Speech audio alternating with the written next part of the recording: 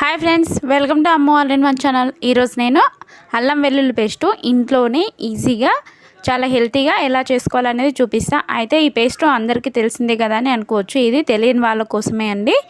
ఇది ఏంటంటే మనం చాలామంది ఓపిక లేక బయట కొనుక్కొచ్చుకుంటారు, కానీ అవి నిల్వ ఉండడానికి చాలా కెమికల్స్ కలుపుతారు.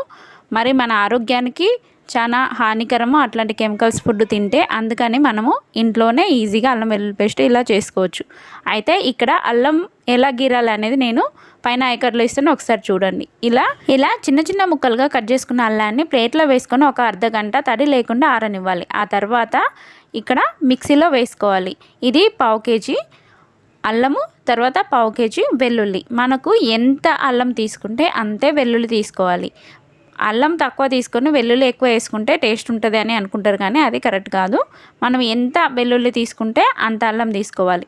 తర్వాత ఇలా మెత్తగా మిక్సీ పట్టుకున్న తర్వాత ఇప్పుడు వెల్లుల్లి వేసుకోవాలి. ఫస్ట్ మనం అల్లమే వేసుకోవాలి. ఫస్ట్ మనం వెల్లుల్లి వేసుకొని మిక్సీ కొట్టుకుంటే ఆ తర్వాత అల్లము వేస్తే అది మెత్తగా కాదు, జారిపోతుంది అనమాట. వెల్లుల్లికి కొంచెం జారుడు గుణం ఉంటుంది, అది జారిపోతుంది. అందుకే మనం ఇలా సపరేట్ వేసుకుంటే మంచిగా చాలా తొందరగా మిక్సీ పడుతుంది అనమాట. చాలా తొందరగా మెత్తగా అవుతాయి. చూడండి, వెల్లుల్లి పేస్ట్ కూడా మెత్తగా అయిపోయింది.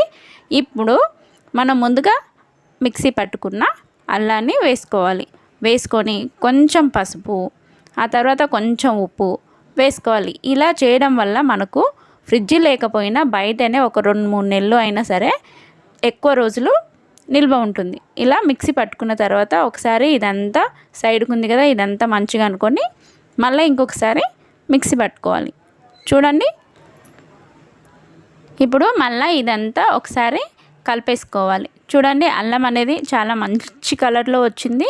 ఇది ఒక 2-3 నెలలు అయినా సరే ఫ్రిడ్జ్ లేకపోయినా మంచిగా ఉంటుంది. ఒక డబ్బాలో కానీ, ఒక ప్లాస్టిక్ డబ్బాలో కానీ, లేకపోతే ఒక గాజు సీసాలో కానీ తడి లేకుండా తూర్చుకొని దాంట్లో భద్రపరుచుకుంటే మీకు చాలా ఎక్కువ రోజులు నిల్వ ఉంటుందండి. ఇది హెల్త్కి చాలా మంచిది.